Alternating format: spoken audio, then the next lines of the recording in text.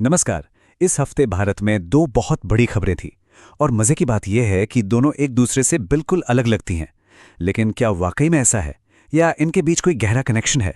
चलिए आज इसी को समझने की कोशिश करते हैं। तो देखिए, एक तरफ तो एक मुख्यमंत्री विदेश जाकर इन्वेस्टमेंट लाने की कोशिश कर रहे हैं, वहीं दूसरी तरफ प्रधानमंत्री देश से बात कर रहे हैं संस्कृति और विरासत के बारे में। मतलब ऊपर से देखने पर तो लगता है कि ये दो बिल्कुल अलग अलग बातें हैं, पर क्या ये सच में दो अलग रास्ते हैं या फिर ये एक ही सिक्के के दो पहलू हैं? तो चलिए सबसे पहले बात करते हैं उस ग्लोबल पहल की। भारत का जो सबसे ज्यादा आबादी वाला राज्य है उत्तर प्रदेश, उसके मुख्यमंत्री एक बहुत बड़े मिशन पर निकले थे। उनका जो ये दौरा था ना, इसका मकसद बिल्कुल साफ था, पूरी तरह से आर्थिक।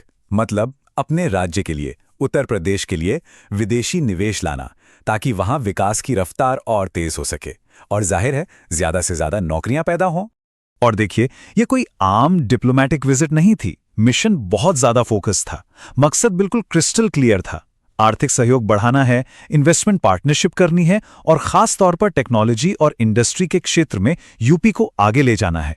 उनका पूरा शेड्यूल बहुत टाइट था और बैठकें भी छोटी मोटी नहीं थी। सिंगापुर के प्रधानमंत्री से लेकर जीआईसी और टेमासिक जैसी दुनिया की सबसे बड़ी इन्वेस्टमेंट कंपनियों के साथ मीटिंग्स हुईं। ये वो कंपनियां हैं जो अरबों खरबों डॉलर मैनेज करती हैं।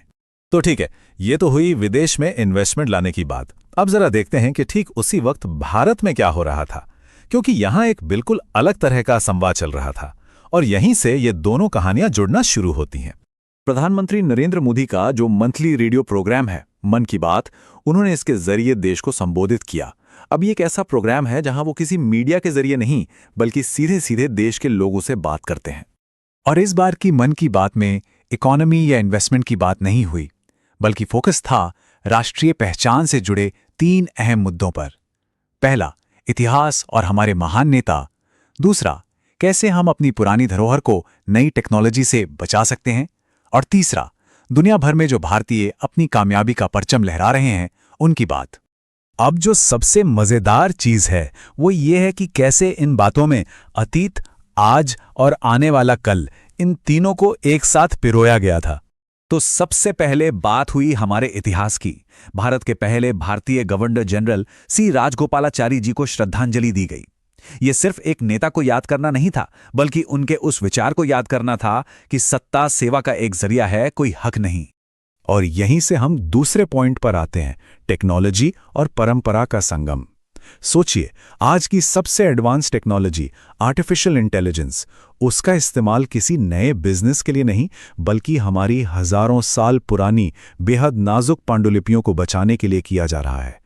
उन्हें डिजिटाइज किया जा रहा है ताकि आने वाली पीढ़ियां भी उन्हें देख सकें।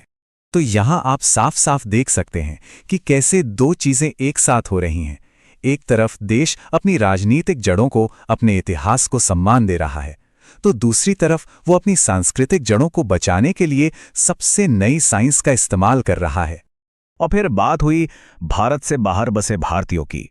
इस बात का जिक्र बड़े गर्व से किया गया कि कैसे आज भारतीय मूल के खिलाड़ी अमेरिका और कनाडा जैसे देशों की नेशनल क्रिकेट टीमों के कैप्टन बन रहे हैं। ये दिखाता है कि भारतीय टैलेंट आज दुनिया भर में लीड कर रहा है। तो अब इन दोनों घटनाओं को एक साथ रखकर देखते हैं। एक तरफ इन्वेस्टमेंट की बात, दूसरी तरफ विरासत की बात। सवाल यह है कि इन दोनों को जोड़ने वाली कड़ी क्या है। यहीं पर हमें वो बड़ी तस्वीर दिखती है। यहां एक बहुत दिलचस्प दो तरफा रणनीति सामने आती है। इसे ऐसे समझिए, एक तरफ देश का हार्डवेयर बनाया जा रहा है, मतलब विदेशी निवेश, नई फैक्ट्रियां, अच्छा इंफ्रास्ट्रक्चर, और दूसरी तरफ देश का सॉफ्टवेयर मजबूत किया जा रहा है, मतलब लोगों में राष्ट्रीय गौरव की भावना, अपने इतिहास और अपनी संस्कृति से जुड़ाव। मतलब साफ है, एक कोशिश भविष्य की इकोनॉमी बनाने की है, तो दूसरी कोशिश देश को उसकी अपनी पहचान में और मजबूती से स्थापित करने की। और शायद ये माना जा रहा है कि देश की तरक्की के लिए ये दोनों ही चीजें बेहद जरूरी हैं। और यहीं पर एक बहुत बड़ा सवाल खड़ा होता है कि कोई भी देश तेजी से आर्थिक विकास करने की अपनी चाहत और अपनी अनमोल सांस्कृतिक पहचान को बचाने की जरूरत, इन दोनों के बीच बैलेंस कैसे बनाए। आज की दुनिया में शायद यही किसी भी राष्ट्र के लिए सबसे बड़ी चुनौती है।